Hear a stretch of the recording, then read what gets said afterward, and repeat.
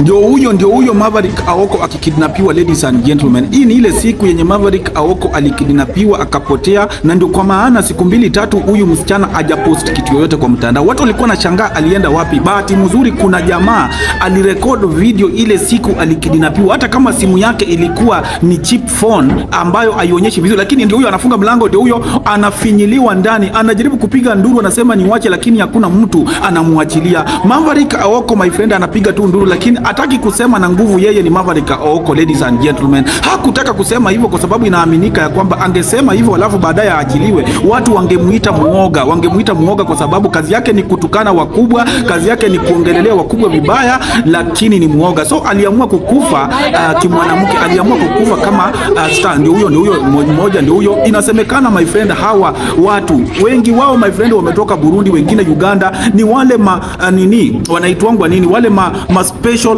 abductees, unaona, wana abduct, ndio wao wanaenda, ndio wao wamejaa unyama, ladies and gentlemen. Oh my god, ladies and gentlemen. So is not a leader. He's a mendacious kleptomaniac who has joined hand and is currently in cohort with a rapacious old conman. Raila is the epitome of selfishness, traitor par excellence, betrayer. For a very long time we've revered him as a statesman. Ongoja kidogo, ladies and gentlemen, welcome back to my YouTube channel. My name is Jackson 254 TV. Karibuni. Alright, ladies and gentlemen, mambo finally imeweza kuchemuka. Maverick Aoko sasa hivi ndio imeweza kujulikana ya kwamba Maverick Aoko alikidnapiwa ama alikuwa abducted na wale abductees wa serikali. Sasa hivi ndio imejulikana. Guys, kumbuka huyu msichana haikuangi ni kawaida yake kupost ama kutopost vitu kwa mtandao. Yeye huwa anapost kitu kila siku, lazima apost, kwa sababu huyo msichana, kumbuka, hananga kazi. So yeye kazi yake ni kuattack wale mapolitician ambao wamefail wa Kenya, unaona, na amekuwa akiattack mtu yoyote. So haujuangi kama ni wewe ndio utaatakiwa kesho, unashtukianga tu boom amekuattack. Na sasa hivi guys, wacha nikuambie, huyu msichana Maverick Aoko, my friend, aliattack Farouk Kibet. Farouk Kibet alimuattack akisema ya kwamba yeye uanga kazi yake ni kulala na wanawake, na anapolala na wao anarushia nani? Anarushia president. Amekuwa akimuongelelea vibaya na ameongea maneno mengi sana, akasema mpaka kuna mwanamke ambaye aliachisha kazi kwa station, unaona, ya TV, ndio ili afanye nini? Ndio ili akuwe na yeye. Sasa hivi, my friend, baada ya kupost hiyo video, kumbuka kuna wakati alikuwa ameongea akisema ya kwamba anaogopa Farouk Kibet, unaona, na akakuwa kimubeg asiwahi mfanyia kitu. Lakini sasa hivi baada ya kumuongelelea, my friend, all of a sudden alidisappear. Na baada ya kudisappear, guys, watu walianza tu kimchezo kusema Maverick Aoko haonekani, Maverick Aoko haonekani. Kidogo ndio huyo madhakarua amekuja tena na story ya Boniface Mwangi na yeye pia amekuwa abducted pia vile na watu ambao walionekana kwa CCTV wakifanya nini? Wakiwa wanakuja kumchukua na wakaenda na yeye, lakini yeye alipatikana kwa sababu yeye ni rafiki wa Willy Mutunga. Willy Mutunga ni Chief Justice wa Kenya ambaye aliretire. So ni best yake sana. So walifanya juu chini wakaweza kumpata, unaona. Mpaka hata president wa LSK pia vile alikuja na akaongea, na sasa hivi alipatikana na sasa hivi kesi yake inashughulikiwa. Lakini sasa madhakarua anasema ya kwamba wale watu wana abduct wa Kenya, hawa watu ni watu ambao wanatoka nchi za nje kama vile Uganda na Burundi, unaona. We condemn in the strongest terms possible this morning's abduction of renowned human rights defender Boniface Mwangi from his Lukenya home, Machakos County, a man who has courageously dedicated his life to defending the rights and freedoms of all Kenyans. Accounts from his wife indicate he was abducted in the presence of his children early today by some men and a woman believed to be police officers, and we now know they were, and they were not in uniform. They did not identify themselves. They did not say why they were taking him away or where they were taking him to. We actually now know they took him to Kamukunji police station. But that does not excuse that behavior of going commando style like thugs, abducting people without identification and without giving reasons as demanded by the Constitution. These kidnappings, disappearances and extrajudicial killings targeted on our youth mainly is now a signature modus operandi of the Ruto regime. These abductions and killings of youth is now a worrying trend, and we demand that it stops forthwith. It has now become the signature modus operandi since the Gen Z protests. It has resulted in lengthy illegal detentions, like in the case of Bob Jage, Aslam, and Jamil Langton. And in some cases, it does not end up with long detention. It ends up with extrajudicial killing. You remember the young university student, Denzel Omondi, who was kidnapped during the Gen Z protests and surfaced in a quarry dead. We have credible sources who have indicated that there is a special abduction stroke killer squad, which is comprised of both police and army officers. And this squad, we are told reliably, is based somewhere in Karen, near the DP's residence, and another wing of it is based in Orepolos, in Kajiado. These people also are joined, and mainly this squad is drawn from Dr. Ruto's ethnic community.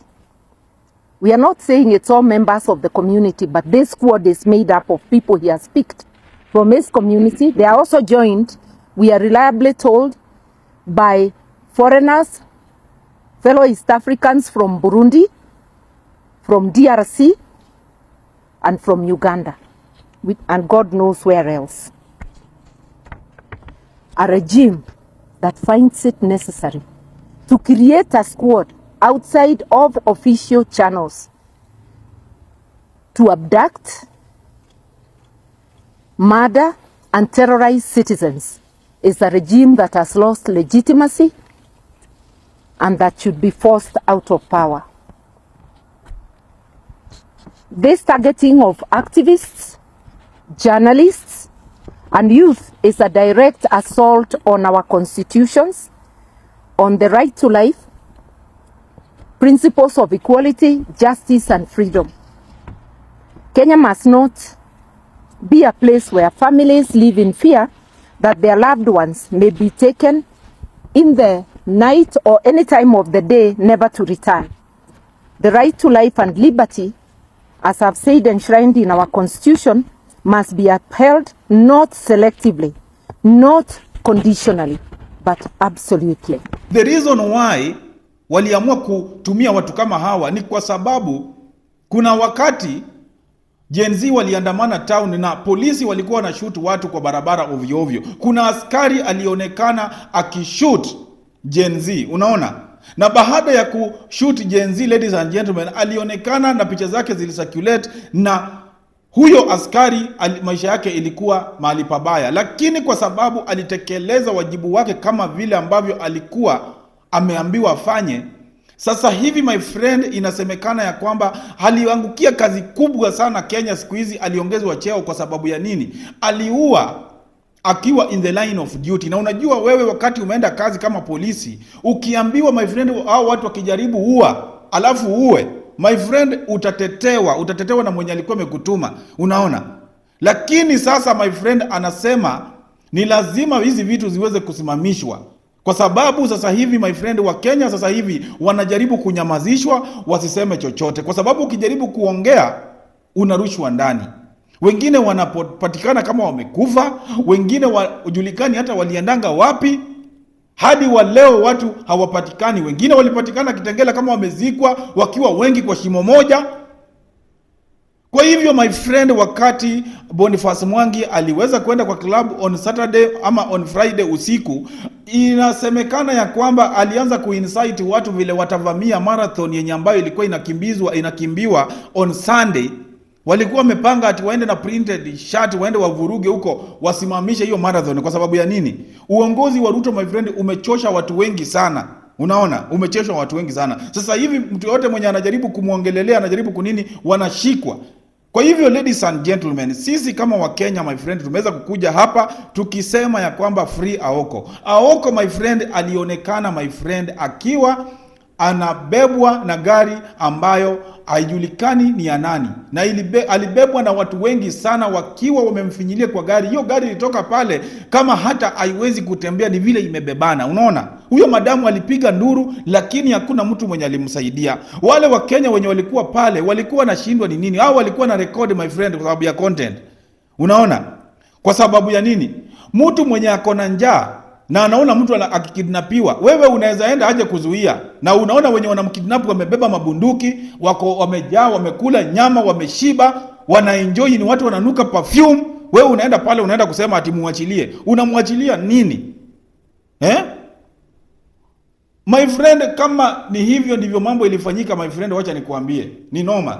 Sasa hivi tunashukuru mwenye kurekodi hiyo video, kwa sababu hiyo video my friend, sauti inasemekana ni ya Aoko kabisa kabisa. Alikuwa ameenda tu kwa market na ni kama alifuatwa kutoka mbali na akafanya nini, akakuwa kidnapped. So sasa hivi as we speak guys, tunaomba wa Kenya waweze kuandamana kwa mtandao ndio ili Aoko aweze kujulikana, kwa sababu kwa mtandao yake kuna aid wake mwenye ambaye amekuja akacomment pale kizungu mrefu akisema ya kwamba Aoko ni kazini yangu na halikuwa kidnapped na hadi wa leo hajawahi patikana. Kwa hivyo vile mmekuwa mkisema ya kwamba hati Aoko aonekani, ni ukweli Aoko aonekani, lakini mimi ni mtu wake ama ni mtu wa kwao. Nimekuja kwa hii channel yake kuongea kwa sababu najuanga password yake, na ndio kwa maana nimekuja kuongea kwa niaba yake. So mkae mkijua ya kwamba Aoko alitoweka na hatujui mahali alienda, kitu ambacho kimeleta mixed reaction kwa comment section.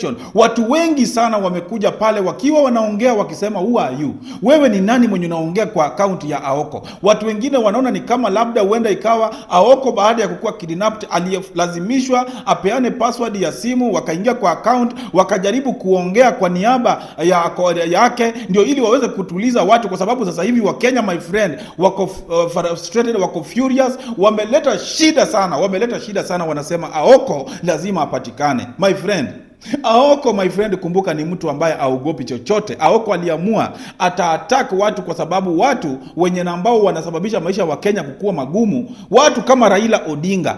Aoko apendi Raila Odinga hata kidogo. Raila Odinga alisema ya kwamba huyo mtu ni opportunist, kazi yake ni kutumia wa Kenya na Wajaluo vibaya for his own gain. Unaona, Aoko aliongea maneno makubwa sana, na haya maneno aliongea akisema vizuri ya kwamba Ruto is not a president and hawezi kuwa president. Unaona, alimuongelelea pia vibaya, lakini wakati huo sijui kama walionanga hiyo video, kwa sababu wangekuwa wameionanga wakati huo labda wangemkujia. Kwa hivyo Aoko alikuwa anasisitiza akisema ya kwamba please Gen Z, na waomba endeleeni hivyo kwa sababu this is your time my friend and we are here to support you. Aoko ni mtu na ambaye anaongeaga kizungu kubwa sana, na yeye amejaribu sana kukuwa na marafiki, lakini hakunanga rafiki mwenye anaweza akawa rafiki yake, kwa sababu huyu mwanamke amesoma sana, na the only person mwenye uwanga ana find it easier kukuwa friends na yeye ni Babu Owino. Na ndio kwa maana huyu msichana amekuwa akisisitiza wa Kenya wachague Babu Owino 2027. Yes, sijui kama mnanipata ladies and gentlemen. Anasema ya kwamba huyu Babu Owino ni mzuri sana, yeye tu ndio mtu ambaye Wakenya wanafaa kuchagua. Kumbuka kizungu yake inafanana na huyu msichana Maverick. Na pia vile guys, nataka niwaambie huyu Babu Owino ladies and gentlemen amesimama na huyu msichana sana. Unaona, huyu anakuanga ni kama ndio godfather wake. Huyu madamu, wacha nikuambia, hananga kazi vizuri, alitumiwangwa na mapolitician vibaya, wakamkula, wakamtumia vibaya na wakamwachanisha. Huyu msichana akawachwa na mtoto akiwa ana lishe, na ndio kwa maana Babu Owino akaamwanga kumsaidia, ana making sure ametuma shopping, ana making sure hana akosi pesa ya matumizi, na ndio kwa maana Maverick anapenda Babu Owino. Lakini mtu kama Raila Odinga, Raila ni mtu ambaye hata akipewa pesa mingi na hii serikali hawezi kukugawia hata kidogo. Unaona, ni opportunist. Yeye ni mtu anajipenda, na ndio kwa maana hata Maverick ampendi. Lakini Raila Odinga angekuwa mtu mzuri, angecherish huyu Maverick Aoko, kwa sababu yeye haogopi mtu yoyote. Yeye once ashakunywa pombe yake, my friend. Yeye wanga ana attack without ceasing, ana attacking without ceasing. Unaona? So wangekuwa wanamsupport, angekuwa na attack. Na sasa hivi wakati pia amekidnapiwa namna hii, wangekuwa pia wanaongea akuwe freed. Unaona? Kwa sababu ya nini? Yeye ndio mtu peke yake mwenye anakuanga na boldness ya kuongea kwa hii mtandao. Unaona?